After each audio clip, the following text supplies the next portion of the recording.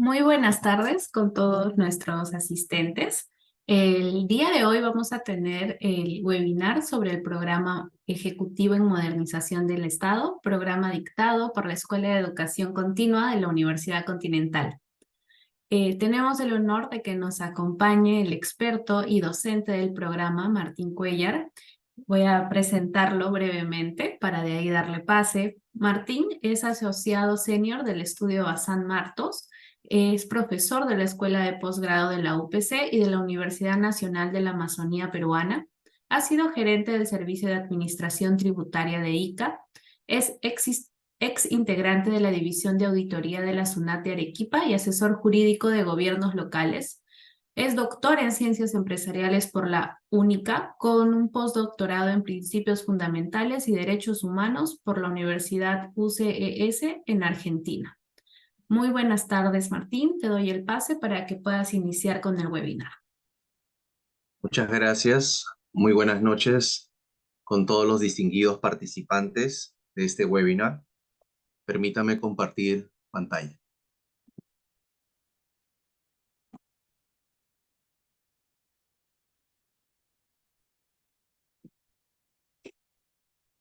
¿Se logra ver? Sí, sí, ya estamos viendo tu pantalla. Perfecto. Bueno, es un placer estar con todos ustedes el día de hoy, 30 de octubre del año 2023, a pocos días de culminar este mes e iniciar un nuevo mes con todo el entusiasmo, con toda la alegría, con todo el optimismo de cerrar bien este año 2023 y qué mejor iniciando todos con pie derecho el programa ejecutivo en modernización del Estado, que les da a todos ustedes la más cordial bienvenida, ya que su fecha de inicio está programada para el 13 de noviembre. Dicho esto, quisiera esta noche compartir con ustedes algunas ideas vinculadas con nuestro programa ejecutivo en modernización del Estado.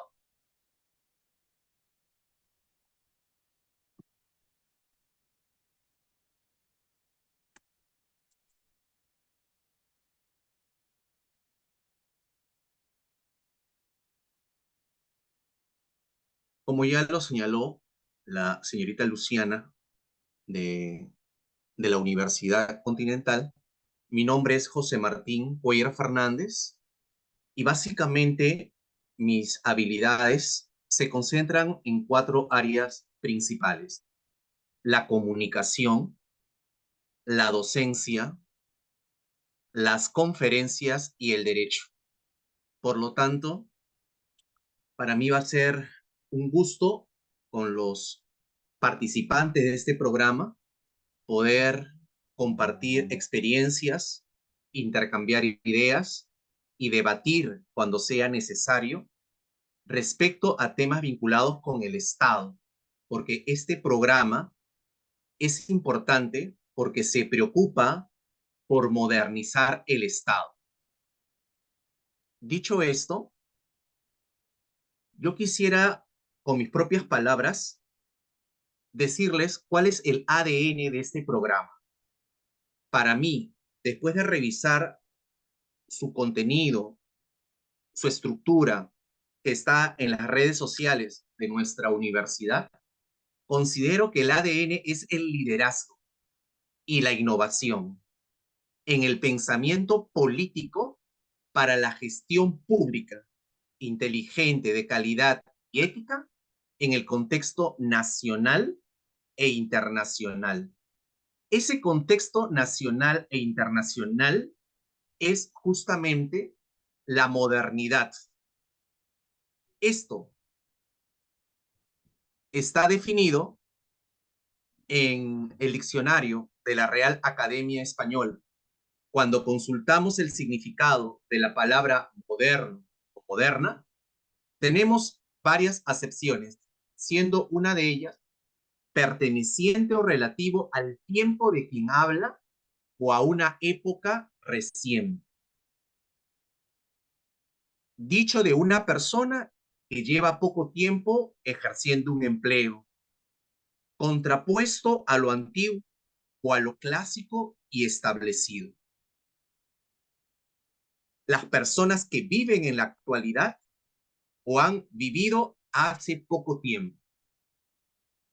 Por lo tanto, este programa es interesante y a mí me motiva mucho porque necesitamos reconocer que tiene que acelerarse ese recambio generacional de líderes para el sector público y seguramente para el sector privado.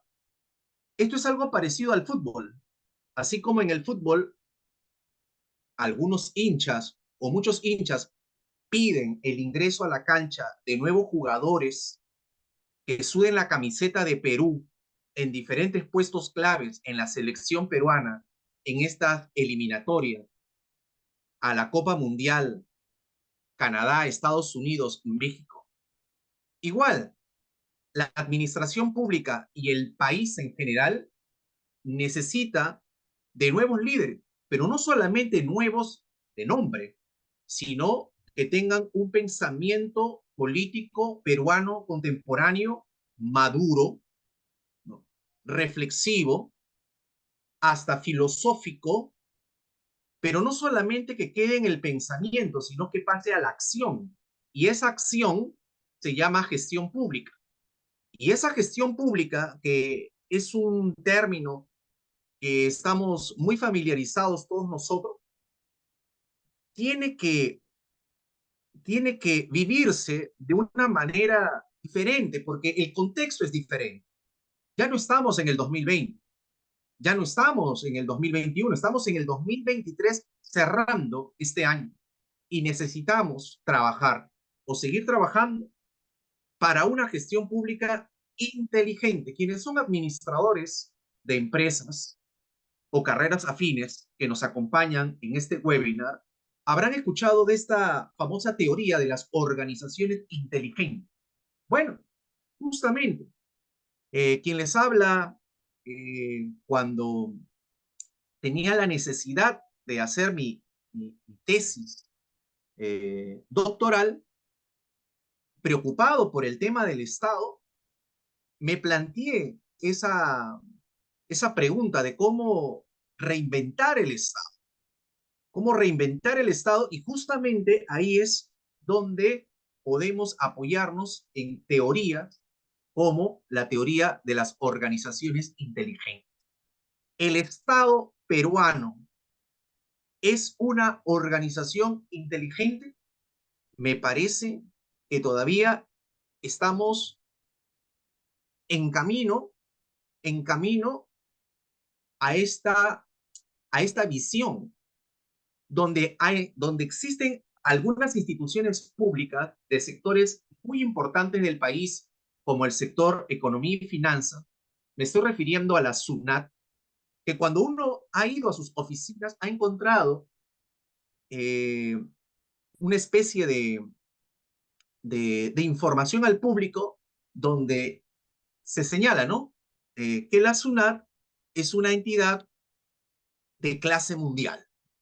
Entonces, si ya hemos notado que hay instituciones públicas que están empleando términos de clase mundial, entonces obviamente estamos frente a palabras mayores, frente a una filosofía institucional eh, distinta a la que estamos acostumbrados a observar y a experimentar diariamente con otro tipo de instituciones públicas. Calidad. El término calidad también es un término, no es nuevo en el escenario nacional, pero obviamente este término calidad se tiene que repensar, se tiene que criticar, se tiene que cuestionar desde un enfoque cuantitativo y cualitativo, y en donde las estadísticas nos pueden ayudar mucho para poder entender el comportamiento de los ciudadanos o de los usuarios de los servicios públicos desde la perspectiva de ellos de su concepto o noción de lo que es calidad. El término calidad es un término muy amplio, muy ligado a la administración, a la gestión, y donde conferencistas de la talla de Miguel Ángel Cornejo, el gran conferencista mexicano, ha sabido involucrarnos en esta filosofía de la calidad total, la ética. ¿Qué duda cabe? El término de la, más que el término, o sea, el enfoque, la perspectiva ética ha cobrado cada vez mayor importancia, así como estamos viendo que en los últimos 2 años o más estamos viendo un boom de las finanzas, un boom de la economía, también se está experimentando un boom de la ética, tanto de la ética aplicada al sector público como de la ética aplicada al sector privado.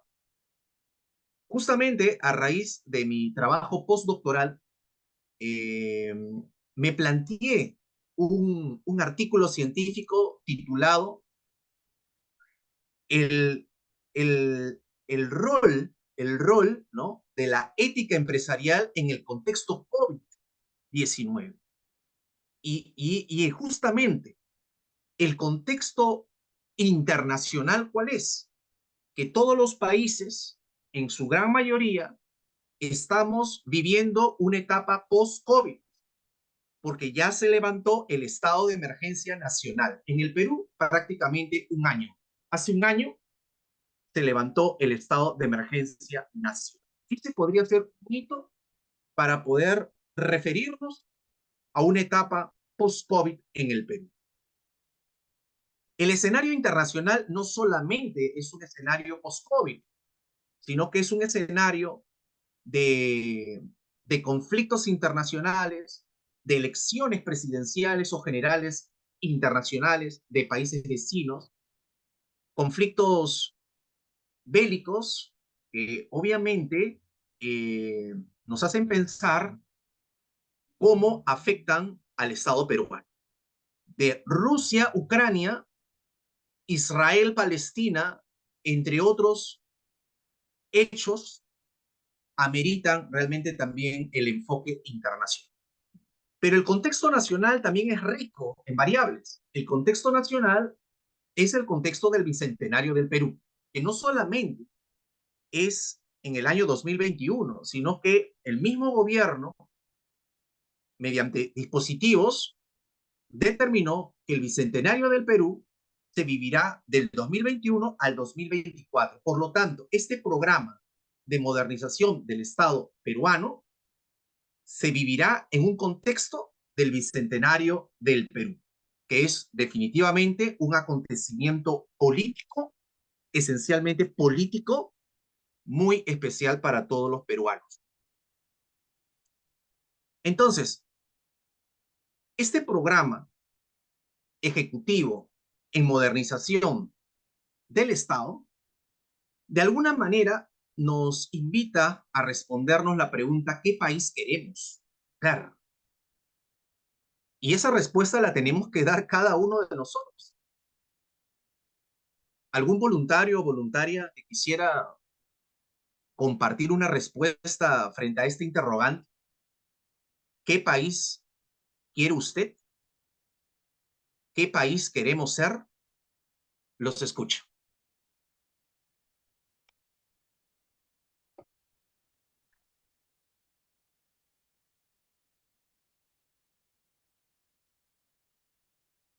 Mientras se van animando, esta pregunta no solamente se hace en los peruanos, se hacen los argentinos, que justamente están yéndose a una segunda vuelta electoral entre los dos más votados, Massa y Milei. Y esto obviamente ha generado eh, el uso del marketing digital aplicado a las elecciones presidenciales. Y eso es lo bonito justamente de este programa, porque este programa, al ser multidisciplinario, también de alguna manera vamos a tener que reconocer en el marketing político también una herramienta poderosa para poder modernizar el Estado peruano. Porque finalmente siempre va a haber una comunicación política. La relación administración pública, administrados, es una relación política. Y ahí justamente esta imagen que se ha hecho muy viral, ¿no? Del leoncito con el patito, ¿no? Alusivo a los candidatos que han pasado la segunda vuelta. No, perdón, al candidato Milei con la candidata que quedó en el tercer lugar, que se han unido, ¿no? ¿Qué país queremos ser? Ecuador hace poco ha tenido elecciones presidenciales, ganó el candidato Noboa, de 35 años de edad, frente a una candidata también joven, de 45 años de edad. Y esto obviamente es importante porque el Perú busca también ver experiencias de modernización del Estado de países vecinos. Y Ecuador es un país vecino que ha experimentado cambios sustanciales en su política, en su economía, en su sociedad en los últimos 20 años. México, si bien es cierto, no ha tenido elecciones presidenciales este año, pero se avecinan a mediados del 2024. Y ya los mexicanos seguramente se les va a motivar o estimular para que empiecen a pensar qué México quieren ser. Bueno, ¿qué país queremos ser? Yo opino que el Perú que queremos necesita tres ingredientes a mi modesto criterio: visión, voluntad y vocación política. Por eso las tres V: visión, voluntad y vocación política. A mi entender, si hay estos tres elementos, podemos realmente aspirar a que los planes de gobierno se ejecuten. Pero eh, reitero la interrogante antes de seguir avanzando. Si alguno de los presentes se anima con sus propias palabras, ¿qué país quiere?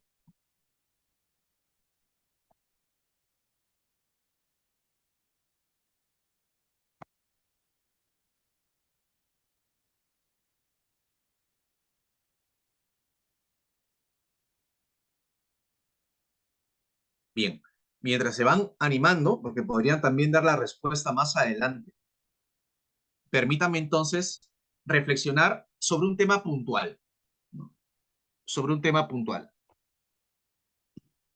Este tema puntual nace a raíz de una publicación de mediados del mes de septiembre de este año, donde el Ministerio de Economía y Finanzas y otras entidades sacaron una publicación que decía de interés nacional, ¿no? Se aprueba incorporación de estudios sobre educación financiera y tributaria. Eso llama la atención, porque justamente en este mes de octubre ganó titulares lo que ha señalado el ministro de Economía y Finanzas del Perú respecto al estado de recesión económica del Perú. Por lo tanto, el tema económico se está poniendo cada vez más de moda, por decirlo de alguna manera. Pero lo interesante de esta publicación es que tiene que ver con el Estado al 100% e involucra a entidades específicas. Por un lado, involucra al MEF, porque la SUNAT pertenece al MEF, pero por otro lado, también involucra al Congreso. El Congreso de la República, históricamente, por lo general, ha preferido delegar en el Ejecutivo la elaboración de normas tributarias, entre comillas, reformas o paquetes tributarios, cuando el Congreso debería de asumir ese liderazgo. Mira qué interesante, volvemos al tema del liderazgo, el liderazgo de legislar, sobre todo en materia tributaria, porque justamente el tema tributario, que es un tema que le compete al Estado, constitucionalmente hablando, Es un tema que tiene un debate técnico y un debate político, pero hay que contextualizarlo al 2023 y lo que vendrá en el 2024. Esta noticia también es poderosa porque tiene que ver con otro ministerio clave, que es el Ministerio de Educación, que ha sido un ministerio que tuvo que adaptarse de alguna u otra manera cuando empezó el COVID en el Perú en marzo del 2020. Entonces, esta noticia a mí me motiva porque habla no solamente de educación financiera y tributaria, sino habla de contabilidad, economía y derechos del consumidor en el currículo nacional. Y cuando hablamos de derechos del consumidor, ¿quién es la autoridad más importante en el Perú en materia de derechos del consumidor? Es Indecopi.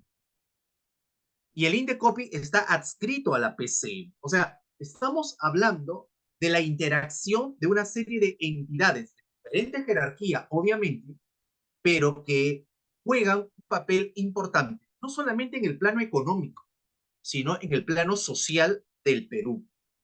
Es por ello que yo, en esos pocos minutos de este webinar, quisiera llevarte a reflexionar conmigo desde una perspectiva crítica y propositiva respecto al Estado peruano y la tributación en el Perú.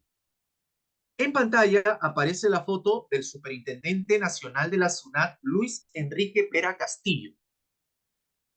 El Superintendente Nacional hace 15 días, o sea, calientito, en este mes, inauguró la llamada Semana de la Educación Tributaria y la Lucha contra el Contrabando, del 10 al 13 de octubre del 2023, hace poco. Y explicaba el Superintendente Nacional que esta Semana de la Educación era de alguna manera una iniciativa o un trabajo de la Gerencia de Cultura Tributaria del Instituto Aduanero y Tributario de la SUNAT. ¿Esto por qué es importante? Porque la administración tributaria no solamente tiene una función de recaudar y cobrar, que sin duda es una de sus funciones más importantes. Recordemos que las facultades que tiene la administración tributaria en general son cuatro: recaudar, fiscalizar, determinar y sancionar. Entonces, cuando vemos a la SUNAT en un plano educativo, esto genera sin duda varios efectos en la ciudadanía, porque la ciudadanía muchas veces, cuando el fedatario, fiscalizador o el trabajador de la SUNAT va en una labor de fiscalizar, ¿qué dice muchas veces el ciudadano? Dice, oye, pero primero oriéntame, primero infórmame, primero edúcame y luego, bueno, cóbrame y o sancioname. Entonces aquí se abre una arista bien interesante que es la cara educativa de la SUNAT o el deber de educación tributaria de la SUNAT que está contemplado en el texto único ordenado del Código Tributario de la SUNAT. Obviamente, esa no es su faceta principal de la SUNAT. La faceta principal de la SUNAT, entre comillas, es recaudar. Digo entre comillas porque estadísticamente hablando, y ya en el programa ejecutivo en modernización del Estado lo hablaremos a fondo, en el Perú no hay evasión tributaria. Lo que hay en el Perú del bicentenario, del contexto post-COVID, ¿qué cosa es? Es una mega, mega evasión tributaria. Entonces, sin duda, este es un tema que vale la pena reflexionar. ¿Qué es lo que decía el Superintendente Nacional de la SUNAT, o más conocido como el jefe de la SUNAT? Bueno, digamos que con palabras sencillas, porque su público eran estudiantes de colegio, hablaba de la relación de los impuestos con la educación pública. Y esto es muy importante, porque justamente, si bien es cierto, ya no se habla tanto de la SUNEDU como antes, pero justamente hemos hablado al inicio de este webinar de la palabra calidad. ¿Qué cosa es lo que pretende o lo que quiso o lo que se quiere pretender con el tema de la ley SUNEDU? Es que exista calidad en el servicio educativo universitario, tanto público como privado. Por lo tanto, este es un tema clave, la calidad en el sector educación.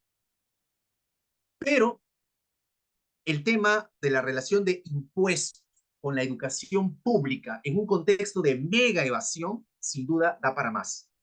Pero el jefe de la SUNAT, fiel al, digamos, cariñosamente, ¿no?, al libreto tributario, explicaba que los impuestos también ayudan en el tema de salud, seguridad, infraestructura, seguridad y programas sociales, como por ejemplo Beca 18.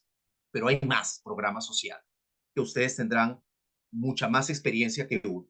Entonces, esto de aquí es bien interesante porque, según las palabras del jefe de la SUNAT, la recaudación tributaria representa el 90% del presupuesto general de la República.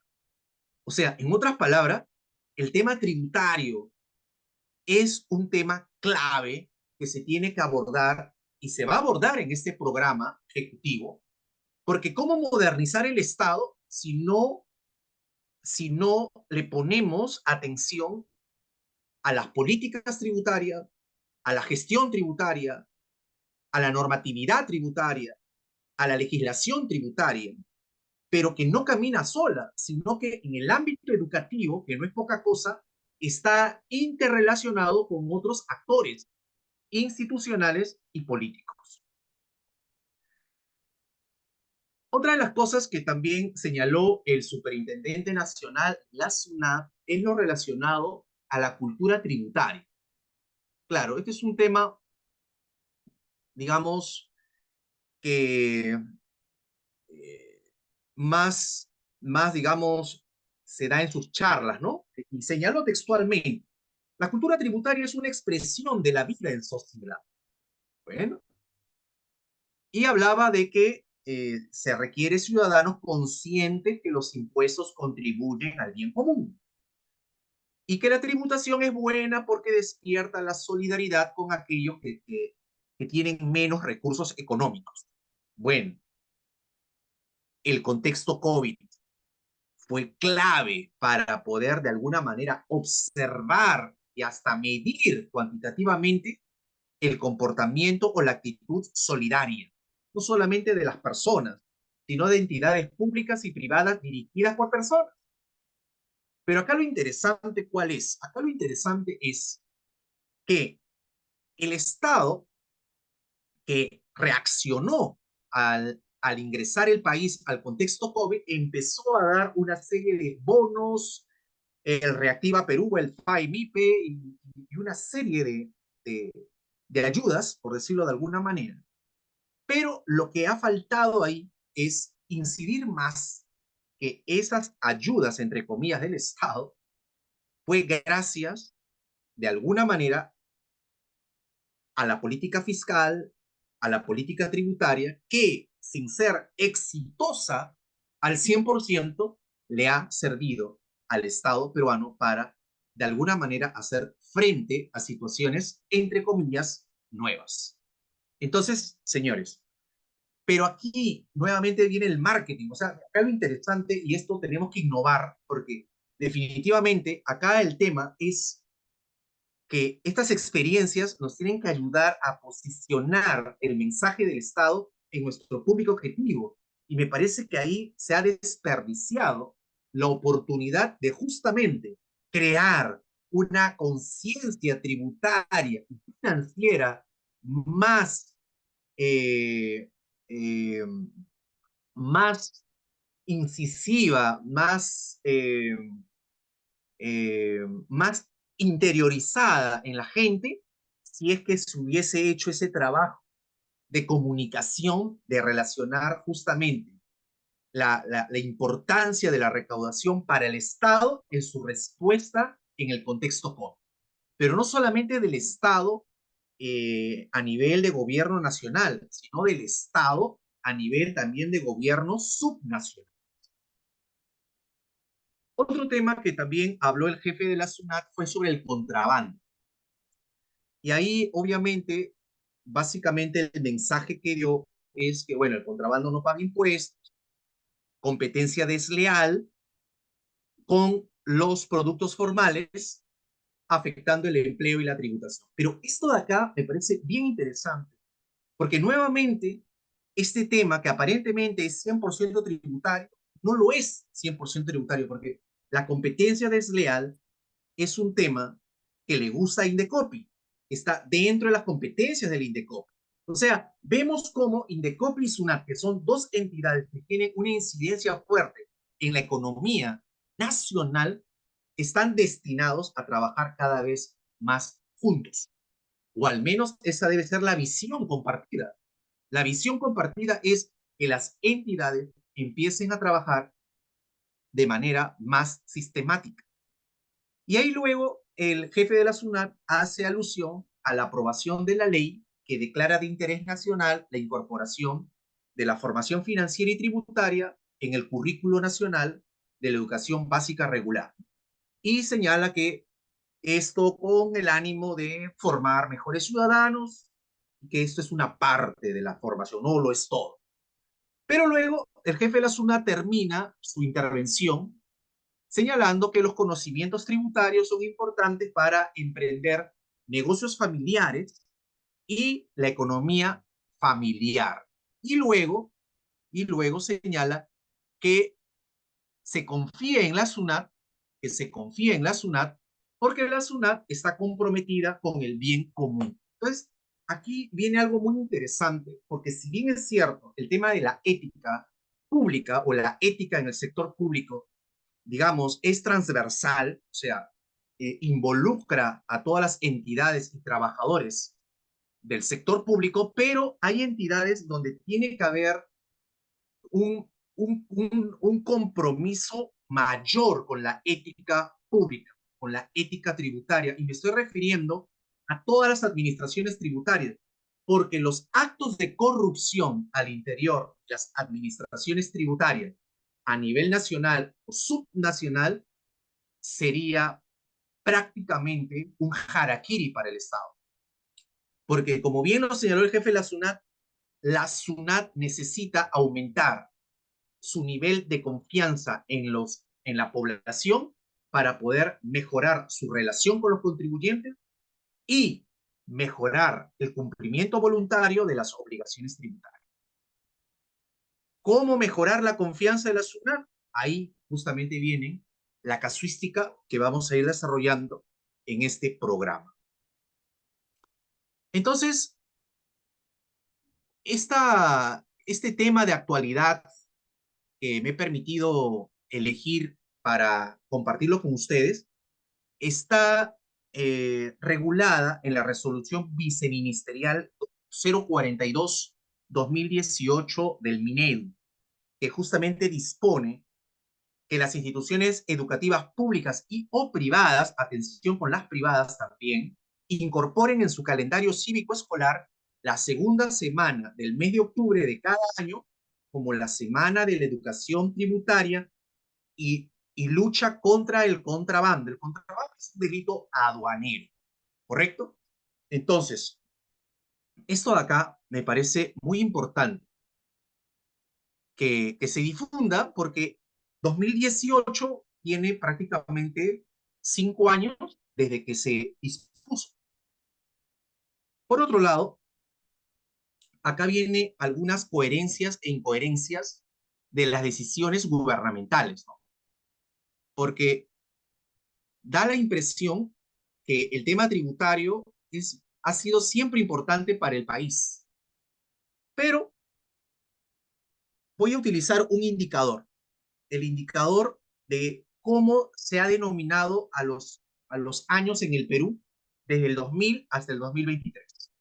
Porque si realmente existe conciencia tributaria, debería de haber algún año que algún gobierno de turno lo haya declarado de que se llame año de, de la conciencia tributaria o año de la educación tributaria o año eh, del reconocimiento a la labor del contribuyente, o año de la justicia tributaria, o año de la recaudación tributaria, o año de la gestión tributaria, algo relacionado al tema tributario, directamente un mensaje al contribuyente. ¿Cómo se llamó el año 2000? Sobre la violencia familiar. 2001, San Marcos. 2002, año de la verdad y la reconciliación nacional. En el 2003, año de los derechos de la persona con discapacidad. 2004, año del Estado de Derecho y de la gobernabilidad democrática. 2005, año de la infraestructura para la integración. 2006, año de la consolidación democrática. Aquí hago un pare porque llama la atención que en el año 2006 se haya utilizado la palabra consolidación, una palabra fuerte, consolidación democrática, cuando realmente no ha habido, no ha habido una consolidación democrática todavía en el Perú. Es más, ¿cómo hablar de consolidación democrática si no hay una consolidación de la educación de calidad? Si no hay una consolidación de una conciencia tributaria o de una conciencia ciudadana. Complicado, ¿no? Complicado. Año 2007, año del deber ciudadano. Año 2008, año de las cumbres mundiales en el Perú.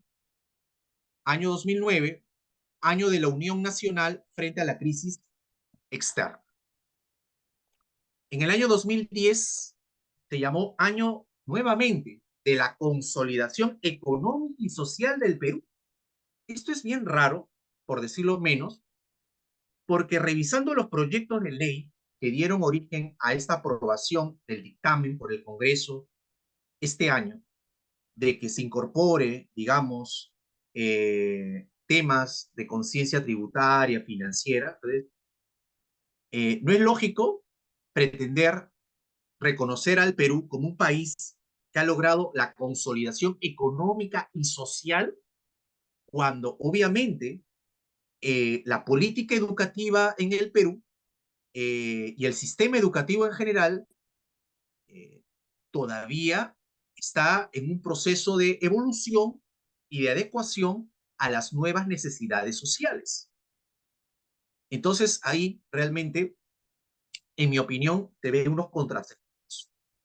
En el año 2011, año del centenario de Machu Picchu para el mundo, 2012 de la integración nacional y el reconocimiento de nuestra diversidad, 2013, año de la inversión para el desarrollo rural y la seguridad alimentaria, en el 14, de la promoción de la industria responsable, 2015, de la diversificación productiva y del fortalecimiento de la educación. Bueno, al menos parte del nombre del año 2015 tenía que ver con educación, claro, de una manera bastante general, ¿no? De la educación. 2016, año de la consolidación del Mar de Grau. 17, del buen servicio al ciudadano. Ahí viene el tema, ¿cómo aspirar políticamente? Porque claro, algunos de ustedes me dirán, pero Martín, estos nombres de año lo fija el presidente de la República de turno. Por lo tanto, el presidente es político. Sí, pero el hecho que sea una figura política y sea un actor político no significa que su mensaje desconozca aspectos técnicos, porque lo técnico y lo político van de la mano. Entonces, ¿cómo hablar de un año del buen servicio al ciudadano, 2017, cuando justamente todavía está pendiente mucho por avanzar en el plano de la modernización del Estado? Es más, cuando vivimos la experiencia COVID, observamos cómo el Estado tiene varias caras, tiene varias instituciones, tiene varias realidades, por decirlo así, donde hay entidades que obviamente esa modernización progresiva le permitió de alguna manera satisfacer algunas necesidades de sus usuarios. Por ejemplo, qué sé yo, SUNAR, registros públicos, puede ser, sí. Sunafil le costó más, a Sunafil le costó más. Hubo todo un problema también con el tema del buzón electrónico o la casilla electrónica. Todo ese tema también, digamos, generó malestar con los usuarios. La SUNAT, por ejemplo, ¿no? Una modernización que también obviamente ya la venía trabajando y eso permitió ya, digamos, ir adecuándose más a las situaciones que se presentaban. Pero a nivel de municipalidades, de gobiernos regionales, obviamente, todavía esto que en el año 2017 se llamó Año del Buen Servicio al Ciudadano, que es un mensaje para todo el Perú, obviamente todavía está lejos. Año 2018 del diálogo y la reconciliación nacional, y en el 19 lucha contra la corrupción e impunidad. Finalmente, en el año 2020 se denominó Año de la Universalización de la Salud, en el 2021 Año del Bicentenario del Perú, el año pasado del fortalecimiento de la soberanía nacional y este año de la unidad, la paz y el desarrollo. Quien les habla, que también, digamos, se dedica a las conferencias, yo paro muy atento a los discursos de los presidentes de la República cada 28 de junio. Y yo, de los discursos que he visto en los últimos años, veo una ausencia del discurso político de un mensaje, de un mensaje al contribuyente. Ustedes que han viajado a otros países y conocen otras realidades fuera del Perú, sabrán que el contribuyente, de alguna manera, eh, se le trata eh, con, con respeto, con consideración, porque obviamente ese contribuyente está cumpliendo con su obligación y seguramente algunos contribuyentes van más allá de esa obligación, ¿no? Ya lo asumen como un deber, ¿no? Y ahí entramos a un plano ético, nuevamente. Entonces, el tema tributario está por trabajar. Hay mucho terreno. Falta liderazgos en el Congreso, faltan liderazgos en el Ejecutivo, faltan liderazgos a nivel de gobiernos subnacionales. Y es increíble que en nuestro país exista, por ejemplo, fechas donde se, ¿no? se trata, ¿no? de alguna manera, ¿no? de poner la atención en cosas que también tienen su valor, ¿no? Caramba, día del pisco sour, o día del ceviche, o día del pollo a la brasa, y tantas cosas, pero no hay, aunque parezca increíble, como una señal, ¿no? Como un indicador, un día donde se reconozca, se reflexione sobre los contribuyentes, los contribuyentes. Entonces, ya para ir terminando, porque este tema es muy amplio y seguramente con algunas intervenciones de ustedes se podrá complementar, ilustrar mejor, ¿no? Eh, este es un tema que tiene que ver con los jóvenes, con nuestros estudiantes, con nuestros escolares, con nuestros hijos, que de alguna manera estos cambios normativos, esta mirada política a destiempo, porque este tema de la educación financiera tributaria, esto debió darse en el siglo XX, no en el siglo XXI, pero bueno, vamos a paso demasiado, demasiado lento, pero bueno, es lo que en estos momentos están dando señales. Y justamente este tema que se exterioriza o manifiesta con pequeños sketches de los jóvenes que incluyen el tema de las boletas de venta, comprobantes de pago, yo considero eh, que la SUNA debería de apostar también más a los testimonios. Por ejemplo, cuando se inauguró esta semana de la educación tributaria, ahí se presentó Julio Garay Barrios, becario, beca 18 de Ayacucho. Y es un testimonio de cómo una persona accede a una educación universitaria de alguna manera gracias al, a la recaudación tributaria y de alguna manera retribuye esto con su empresa y con la innovación de sus galletas contra la anemia en el Perú.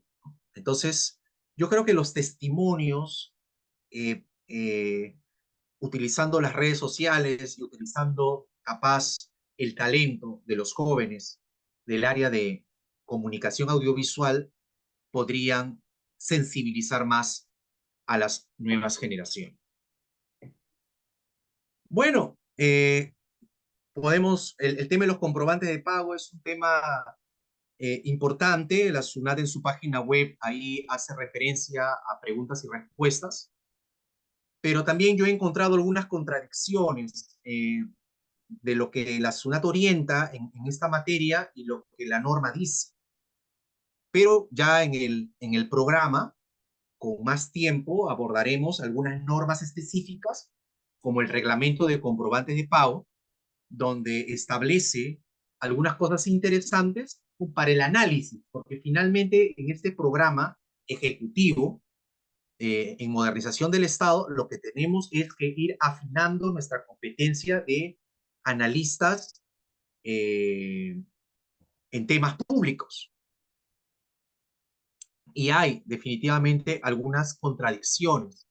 El talón de Aquiles de, de la SUNAD y de muchas entidades públicas es la orientación. La orientación. Ahí tenemos que mejorar muchísimo en la parte de la orientación. No solamente tributaria, pero la orientación tributaria tiene que también mejorar mucho más. Y parece mentira, este tema tributario también todavía existe esa creencia, o sea, no despertamos a pesar del efecto COVID, no despertamos, pero este programa pretende despertar a los asistentes de que tenemos que mirar el bosque y no solamente el árbol. O sea, cuando hablamos de comprobantes de pago y queremos un poco crear una llamada conciencia tributaria con el tema de los comprobantes de pago, esto beneficia también a los gobiernos locales, porque ese IGB que está disgregado en la factura o que está en ese comprobante de pago, no, también incluye el IPM, que es el impuesto de promoción municipal que alimenta el fondo.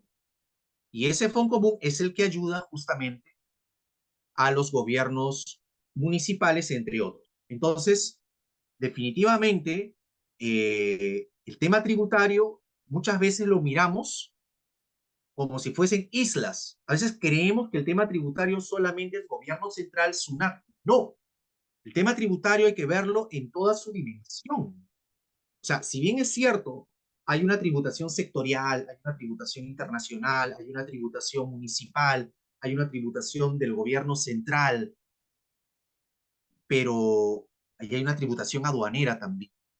Pero la tributación finalmente tiene una lógica, tiene un sentido, tiene una filosofía, tiene una teoría. Entonces, yo considero que ahí el Estado pierde recursos, pierde eficacia, pierde eficiencia al atacar el tema de la evasión o al pretender eh, meterse más en el terreno de la educación tributaria de una manera aislada, no apoyándose, no haciendo equipo con las otras administraciones tributarias, que es algo realmente inconcebible.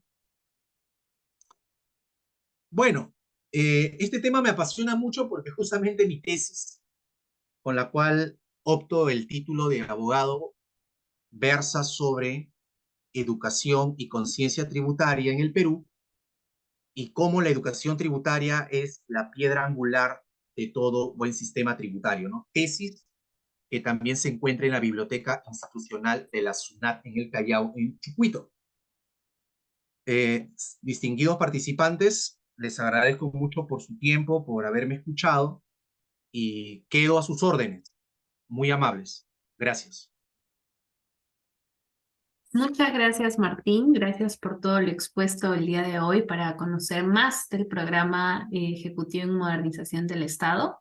Agradezco con tu tiempo y sin más le doy pase a mi compañera Andrea para que pueda hacer una presentación comercial para las personas interesadas en terminar de inscribirse en el programa. Gracias, Luciana, más bien por la oportunidad que nos da la Universidad Continental de poder formar parte de equipos con distinguidos profesionales, cada uno en sus áreas, y auguro muchos éxitos a este programa. Muy amable. Muchas gracias. Buenas noches. Buenas noches.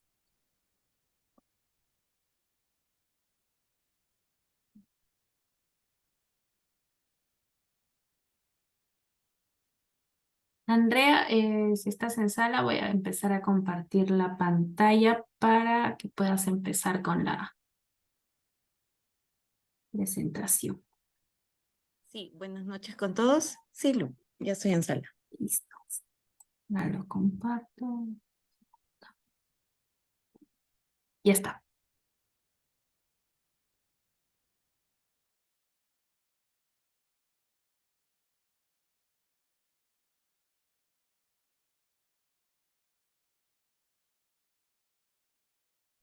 Buenas, sí, perfecto. Buenas noches con todos. Muy amable por asistir al webinar, en este caso el webinar de Programa Ejecutivo en Modernización del Estado. ¿Sí? En este programa, de las cuales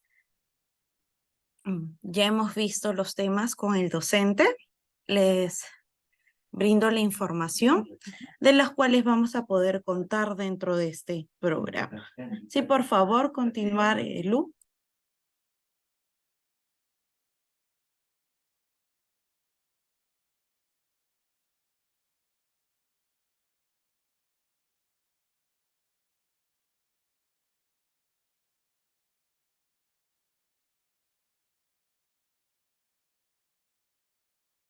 Bueno, en este programa, como indicó el docente, es un programa que iniciamos el 13 de noviembre, la cual tiene como duración de 96 horas lectivas, de las cuales dentro del programa normalmente se dictan los días lunes y miércoles de 7:45 a 10 de la noche. Son clases completamente en vivo, de las cuales en este programa vamos a contar con un descuento especial que sería el 30% de descuento fraccionado en 3 cuotas, ¿sí? Con este programa vamos a poder, al culminar el programa, vamos a poder retirar la certificación virtual por parte del área posgrado de la Universidad Continental. Para cualquier consulta, duda, información de brochure, les voy a dejar los datos. Por favor, Lucy, me ayuda para que le puedan tomar screenshot y le puedan brindar la información.